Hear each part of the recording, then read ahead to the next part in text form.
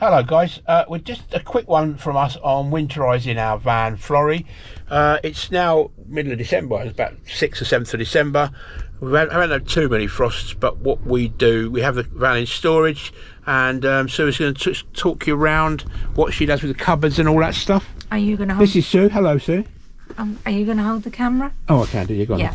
Okay, so we usually leave all the doors open of the cupboards. That door doesn't open. This that door one doesn't stay open has got at the a problem, moment. so it doesn't stay open. We need to speak to the dealer about that. Can I just say, Sue, the absolute no-no is condensation in a van, because that's what causes you damp in the winter. We do use so we do use that, which is the interior dehumidifier. And they work you get quite a lot of moisture in that, don't we? Yeah, we do. We've got a few of them. And with these cushions, the advice is to pull them away from the walls. So I do the best I can with that. Yeah. And the mattresses. Fridge is always open, obviously. Yeah. That's to stop fridges smell if you leave the door shut. Yeah. But the mattresses, I don't leave any blankets or bedding in here during the winter. Sometimes I do during the summer, but during the winter I always prop the mattresses up so they're not against the walls. And I think if you've got a drop down bed, which we haven't, you leave them lower down. That's right. Don't have them touching the top. Yeah. So that works quite well so far. We've never come into damp. No. You got all the cupboards open. All the wardrobes, everything's open. Yeah. To let the air flow. Hose attachments. I've got 4 billion hose attachments, so that He does have a tendency to exaggerate. Probably 3,500 million, but it's quite a big, quite a lot of hose attachments, so that we never have any problems in terms of, wherever we go, we've always got something that attaches to a hose. The other thing we was going to say, obviously, was the water. So all the taps are left open, aren't they, Sue? Sorry, What's I'm happening? making a noise. Oh. All the taps are left open, aren't they? I want to clean the fridge because I've just noticed it. Yeah. I didn't clean it. So all the taps are left open, Sue? Yes, all the taps open. Yeah. And the shower. And the washroom. And the shower. Some people take the shower head off. We tend to use the showers. We just leave it dropping down so it's going to drain. Yes. We don't. When we say we don't take the whole head off, we just let it drain. Yeah. So it's actually coming down from the tap. That one in there is obviously left open. It's a bit dark in there, but yes, the doors are open. Yeah. The cupboard doors are open. And we're going to we always check the water tank, before we leave it, to make sure there's absolutely nothing in the water tank. We don't leave any liquids at all in the van. No, none at all. It's been caught out like that. Yeah, we've been caught like that. Last year we left a few things and bits and pieces, but no liquid whatsoever, because obviously it will just freeze and it'll leak. Things you wouldn't expect, and I can't think of an example now, but you would. The temperature really affects things. Things in jars, so I just take everything out. Yeah. Even tins, which I suppose is obvious, but it affects what's in a tin as well. Yeah, so it means we have to, when we go to Spain, we're going to have to load everything back up again. But it's just the way it is. We're in storage. We don't have it on the drive like a lot of people. So it's going to be harder than it was for our summer European trip, because I was able to bring things in gradually. Yeah. Because the temperature wouldn't affect them. But with this trip, it could be minus something. I can't chance leaving anything in here. No. So what we do is we check the water tank, and we always, whatever you do and however hard you work to get rid of water, you do end up with an issue.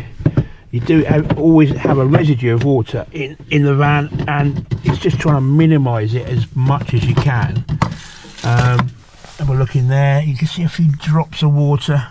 I'm going to put my hand in here because our chains broke on our bung. But if I take that bung out, there are definitely bits and pieces of water in there, but I can't really feel.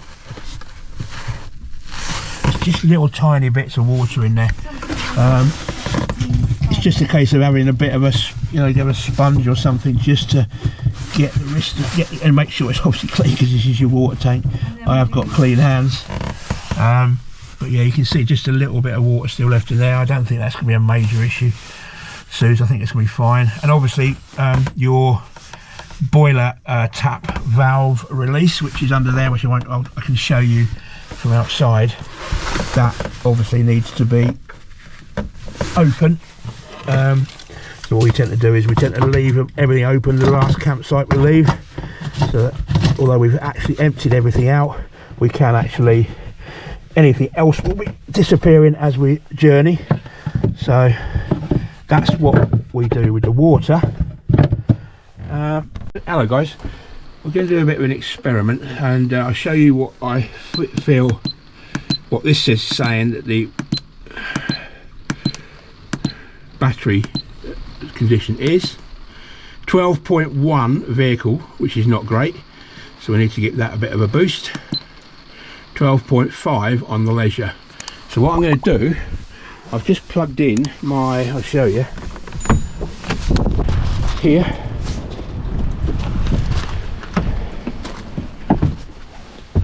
trailed it through the window here, and I'm going to show you exactly how this EcoFlow will power the battery back up, because obviously it is quite low and with no solar lately this last 2 or 3 days.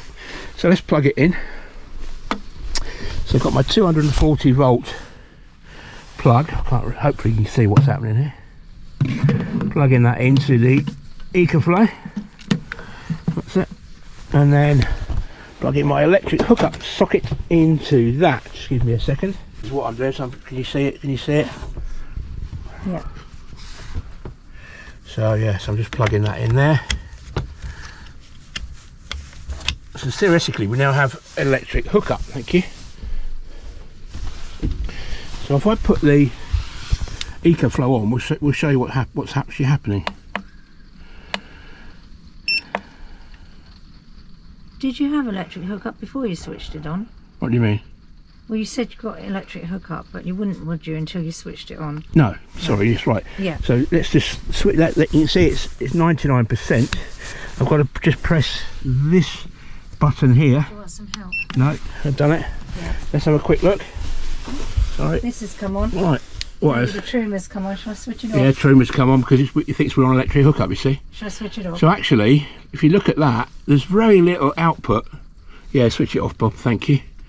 Very little output, which means the battery was all right, really, 12.5. We have come last winter where we've been getting sort of 300 watts. Oh, sorry. You know, 300 watts out of the EcoFlow.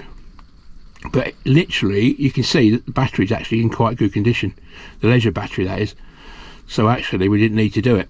But it's pretty cool. Let's just see what is showing up here.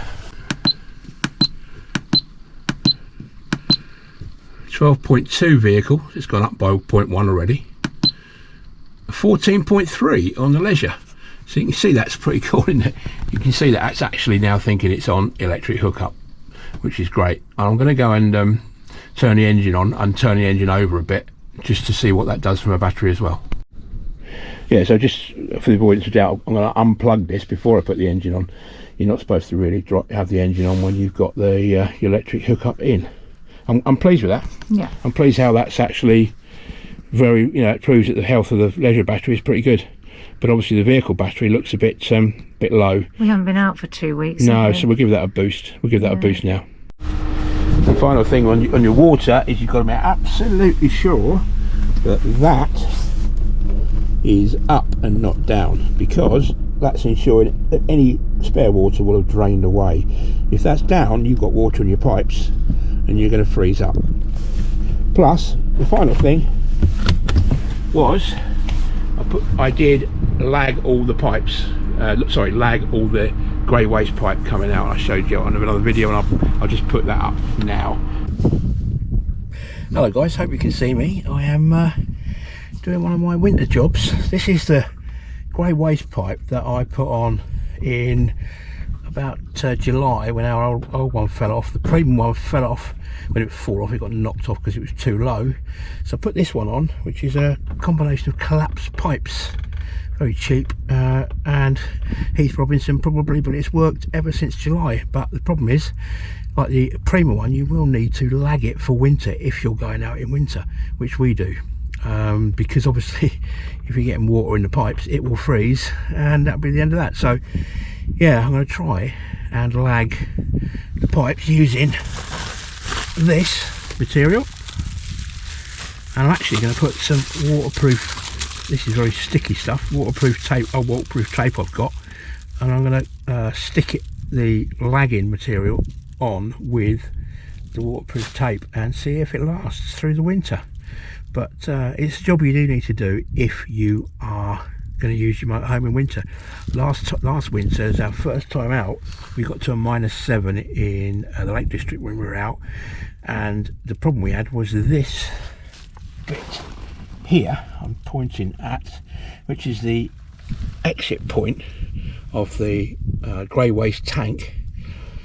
The actual mechanism froze, and of course there's very little you can do about that really, apart from pouring warm water down into the waste pipe and pushing that through to try and unfreeze it. But we coped, it was fine. Your freshwater tank is not a problem in the ADAMO because it's on board, so it's keeping warm it's actually above the garage. It's just sort of up there. Whilst that's absolutely fine when you're in the van, if you're in storage, if you're leaving it in storage, obviously you need to drain down completely. And it's keeping warm because it's actually on board with the heating. So yeah, but of course this isn't, so that's why I'm now going to lag it. But wish me luck, guys. I probably won't bring you back because it's a bit difficult under here. See you in a bit. Cheers.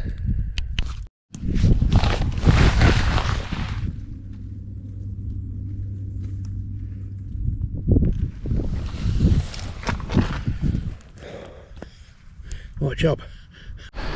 Okay, so let's see what on the control panel, what it's done by a bit of EcoFlow on the leisure battery and then running the engine for about half an hour. So we'll look, because it was 12.1 or 12.2 and 12.5 respectively. Okay, so from 12.2 it's gone to 12.7 on the vehicle. That's really 12.9 because it's always 0.2 volts lower on here than it is in reality. I've got an app which shows 0.2 volt higher, and 13.2 on the leisure, which was at 12.5. Very nice indeed. So hopefully that's been an interesting vid for you about winterization, how we do it. It's pretty simple really, and we come and give the van a run once every week and a half to 2 weeks, just to be sure that the engines and the batteries keeps topping up. That's how we do it. See you on the next one, guys. Cheers for watching. Thanks so much for watching, guys, and thanks for all your support this year from me and Sue. I hope you've had a wonderful holiday period and that you have a brilliant 2025. From both of us, thanks again. And we're going to be off to Spain in about 3 days' time. Look out for all the videos. Cheers, guys. Happy New Year.